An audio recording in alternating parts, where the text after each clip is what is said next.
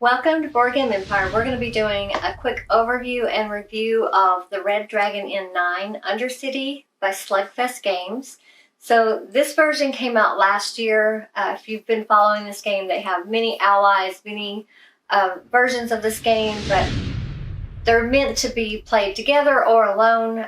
This is a game that can be played all in its standalone as a standalone game, or you can mix and match any allies from any of the previous versions or ally expansions. I played Evil Pooky, which is one of the allies from probably 10 or 11 years ago, and he played Petra the Devious, which is from this actual version. I really wanted to play Evil Pooky. Yeah, she was determined to play it, so. I really like him. He's my style. Totally. And Why, evil? I guess. In games, yes. But, I mean, this is, basically, if you've played these games, they all play the same, except for they do have different variants you can add on. They're basically, your player aid is on your character card, or if you might have the playmats from one of the previous editions. We used the playmat for our playing area, and then we had our player card out here just to help us keep track of, because each character has their own little special thing they do that's different from others. And this is from the edition number 4. All these little mats. Yeah. Okay. So basically, you start the game. Each player selects their character, gets their deck, and any other accessories. Like mine has the doppelgangers, so I add that on.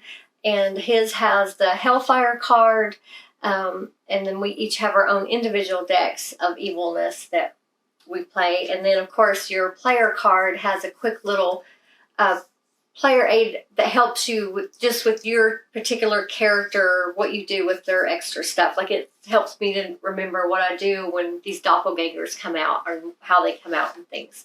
Each player starts with 10 gold. The game ends when one player is eliminated. You're eliminated when you run out of gold. And basically you get a chance. You don't end instantly, but if you don't have a card that allows you to get gold or bring your fortitude up, you will lose the game. So, or alcohol content down, actually. Yeah. So our game ended in his character passing out. So he lost all his gold, and he didn't have any cards in his hand at the time to help negate that. So Pooky, I'll explain Evil Pooky, and then you can explain what Petra did. Evil Pooky had doppelgangers that come out when any of the cards you play have this little portal in the bottom left. You pull a doppelganger card, and you can have any number of doppelganger cards. However, for Pooky, if I have more than one above my player board, that reduces my hand size by 1. So 2 and above, each doppelganger I've kept will cost me hand size. But if they're good, maybe it might be willing to do it. I didn't keep any of mine. But some of them are immediate. This one was an immediate, so you'd resolve that. Each other player loses 1 fortitude. The doppelgangers were great for me, not great for him. There's the split ones. If you do the event on the left, you have to keep it. However, if you do the event on the right, it goes to whatever player you gave it to, and they have to keep it until it triggers, and it will tell you each one of them triggered at a certain time. And as soon as it triggers and it's resolved, it goes into back to my discard pile. So those come out every time, and for me, there was nothing bad that happened to me when I played those. So of course, just like normal, you go through, like mine, I discard and draw. I reduce my hand size based on the doppelgangers. I play an action card, order a drink and give it to Anthony, and then I drink, and then it goes to Anthony's turn. So that's how mine is different other than the regular base game. Okay, mine is pretty much, you get the Hellfire, which is very beneficial, but pretty much you pretty much could put a plot of cards on top here, which once you can use them to discard, and then it'll raise your hellfire to determine how many cards you discard from the top area. But then also these cards could also be used as schemes, which schemes pretty much help you in like gambling and different things. Reduce your alcohol or fortitude or the drink. Now, the hellfire, once you get to like right here, the little fireball. Yeah, you get to pick another player. They have 2 fortitude. They may respond to the effect as though it came from an action card.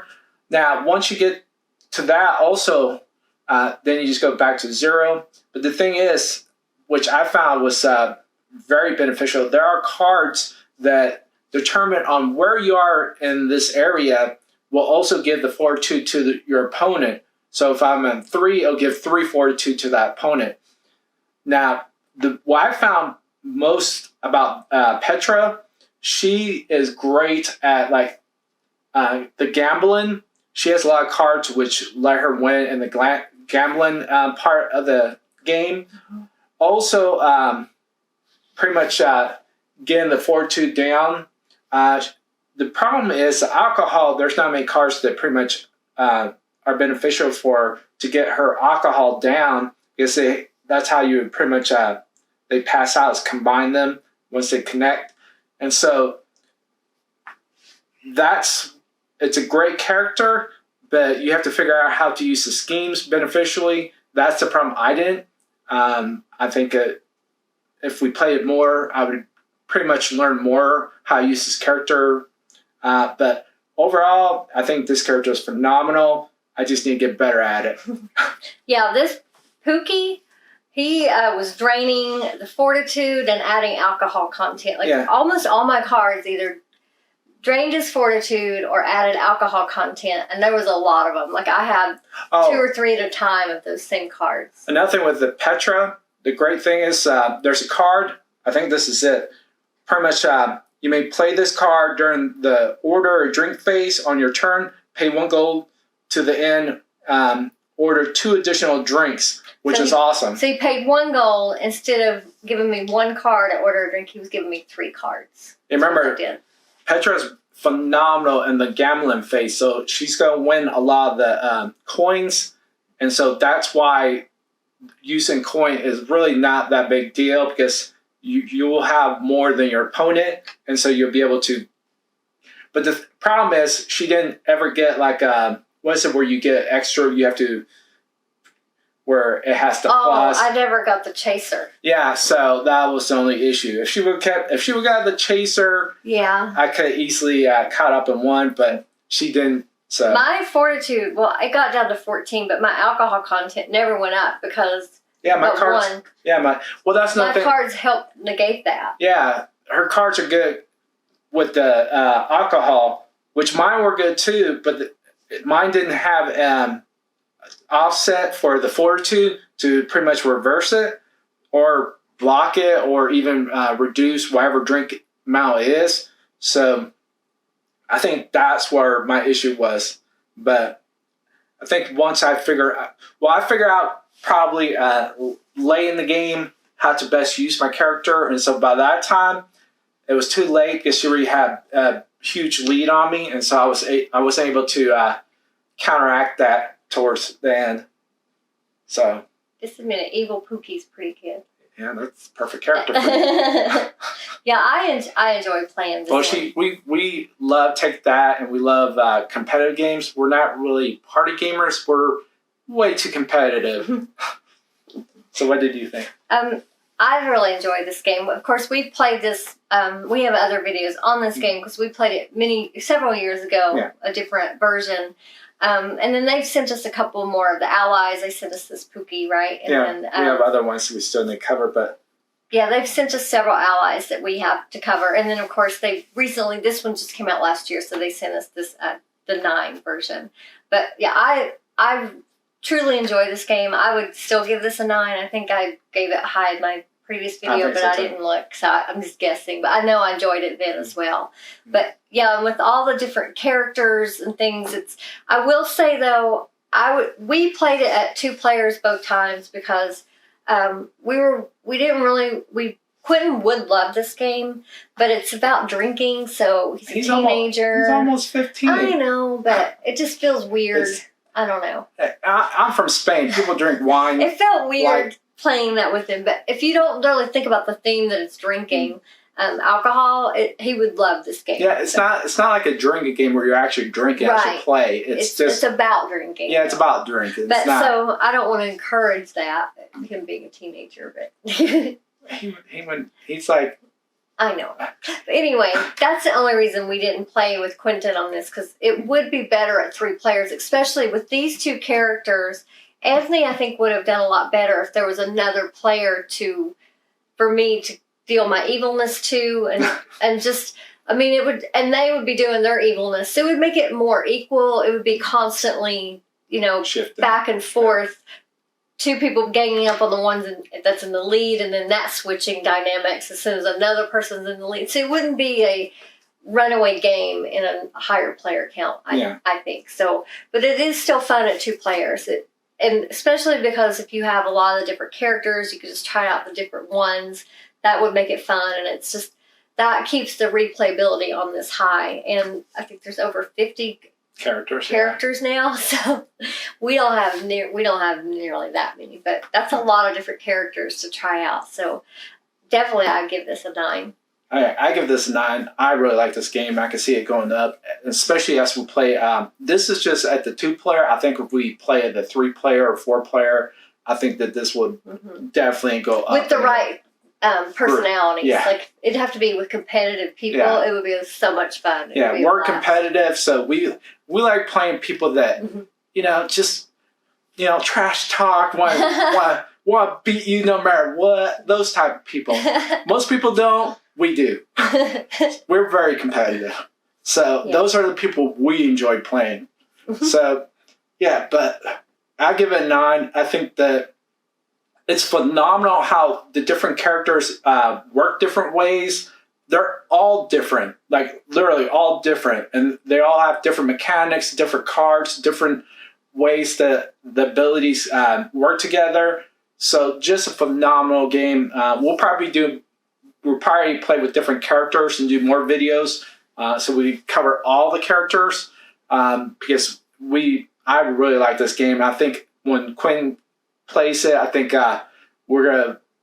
it's gonna be one of our favorite, because it's just so many characters to choose from, and you could find the character that really fits you, and then because all of them are different mechanics, over 50, so that's a lot. You eventually will connect with one of the characters, and that'll be your dominant character.